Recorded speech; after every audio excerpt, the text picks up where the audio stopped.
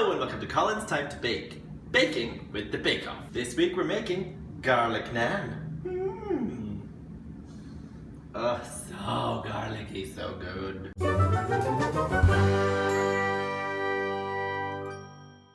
For those of you who thank you for joining me this week. This week I am making the technical challenge from the Great British Bake Off 2018, which is garlic naan. I've never made naan before, but weirdly enough, about, like 2 weeks ago, I was saying to my husband, you know what, I really want to see if I can make some naan.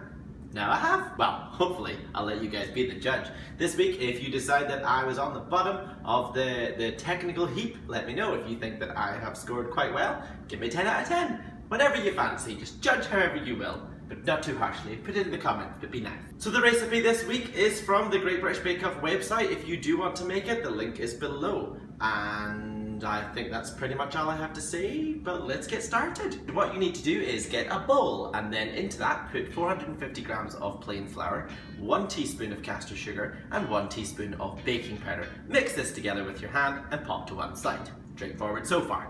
In a jug, or just another bowl really, add 200 milliliters of whole milk, 100 grams of yogurt, 1 egg, 1 tablespoon of castor sugar, and then mix this all together. Whisk it together with a whisk or a fork or your hands, just so it's all combined. Get a small bunch of coriander and chop it up. If you don't like coriander, I know there's a lot of people out there, like She Who Bakes, who thinks it tastes like soap. Apparently that's some sort of rare genetic gene, so if you don't like it, don't use it. Ah, that was nice and easy, wasn't it? Okay, get back to your bowl of flour, a mixture, and make a well in the center. Pour in some of the liquid mix that you've just made and stir this together with your hands. Add the rest in until it forms a sticky dough. If you find it's too sticky, just add a little bit more flour. If you find it a little bit too dry, add a little bit of milk. Now I want to bring it together to form a dough and then place this onto an oiled surface. You want to knead this for 5 minutes until it's soft to the touch. Because you're not using bread flour or yeast, it's not going to be as springy, but it is quite soft. Pop this into an oiled bowl, wrap it with cling film, and leave it to the side for about 30 minutes to rest. Not sure what's happening scientifically, but that's what it tells me to do on the recipe. Now you need to make the ghee. Apparently you can buy this on its own, so if you can, just use that. Save yourself some time. Save a little bit of stress. Because I found it not stressful, but just, it's a lot of hot oil essentially. Ugh, quite stressful on the fingers. Yeah, I realised for this technical challenge you do need asbestos hands, and you'll find out why. To make the ghee, take 250 grams of salted butter. Did I put 250? Yeah. Oh, I did 200. For the garlic ghee, you need to use 250 grams of salted butter. Pop this into a small pan, and then heat till it's fully melted. Let it boil and then put it down to a very low heat and let it simmer for about 20 minutes. While it's simmering, use a spoon and skim off the bubbles and the foam off the top, and this will leave you with a very sort of kind of yellowy liquid to start with, and then it'll just get browner and browner as you cook it through. The brownness gives you that flavour that apparently ghee has. A little tip for throwing everything away, pop any of your leftovers or anything you skimmed off into the fridge so it solidifies and put it in the bin. Don't put it down the sink because that could cause blockages, because essentially what you're doing is putting fat down there and the fat will solidify and line the pipes and then block it. So don't do that. Grand. So once the ghee is the colour that you want and you've skimmed off all the top, you'll want to get your muslin square. Luckily I kept my muslin from last week when I made my spinach water. So if you don't have it, cheesecloth works as well, or you could probably use a dishcloth as long as it's clean. I don't know, it's not anything just to give it that extra, what's the word I'm looking for? Extra sieve, extra drainage. Gives it that extra filter really. So pop this in a sieve with your muslin on the bottom and pour over the top into a bowl, not into like the floor or anything, otherwise you'll burn your feet. Into a bowl to collect everything. From the bowl then, you'll want to skim off any of the extra foam if you have any and pop that into your waste bowl at the side.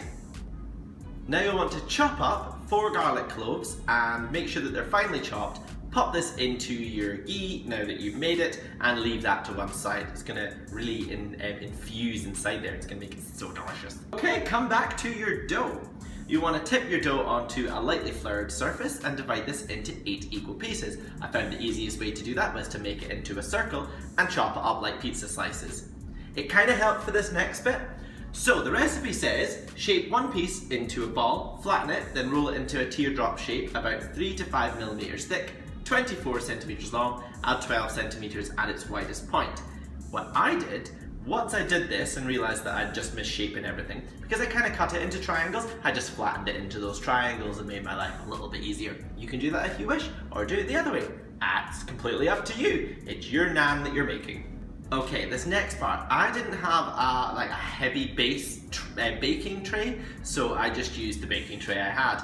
I presume it'll make it life easier because you'll probably see in the video that it does warp when the heat hits it, so that will make the cooking a little bit uneven, but well, it turned out okay. So you'll want to take your baking sheet, pop that under your grill in your oven.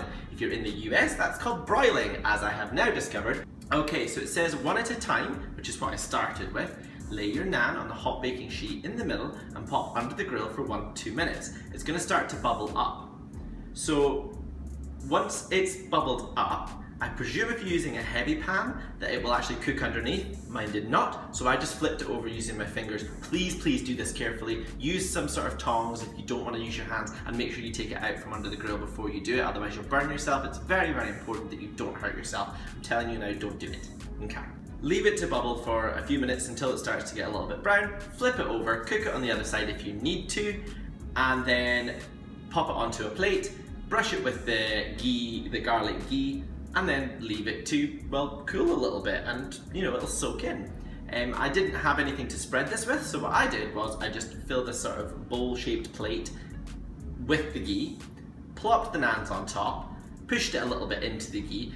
Be careful at this point because the ghee will get hot again, which is hot oil, it'll hurt your fingers. Please be careful, again, warning on hot fingers. And then made sure it was coated, then popped it onto a wire rack to cool and drip slightly.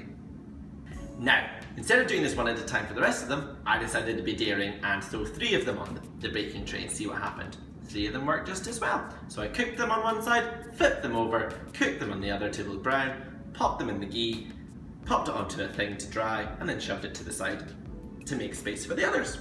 And then had 4 left, of which I cooked 4 on the last one.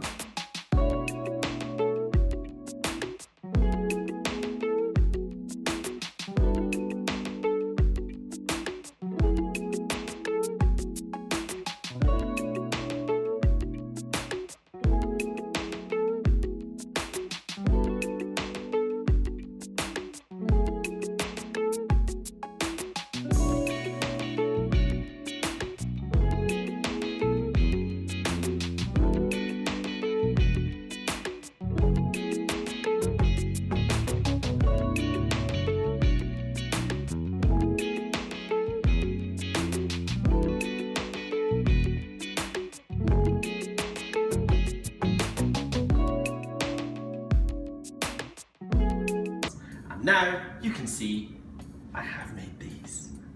What I did do, just because I still had some ghee left over from just dipping it in there, from laying it in there, I just spooned it over the top to make sure that they were fully coated, and it kind of soaked in. It gave them this amazing flavour. I've still got garlic flavour on my mouth from the taste test, so let's see how the taste test went. It is time for the taste test. So they're still warm, my garlic naan. I'll tear it open just for you all to see. I hope it's cooked all the way through. It looks like it. It looks like it's cooked all the way through.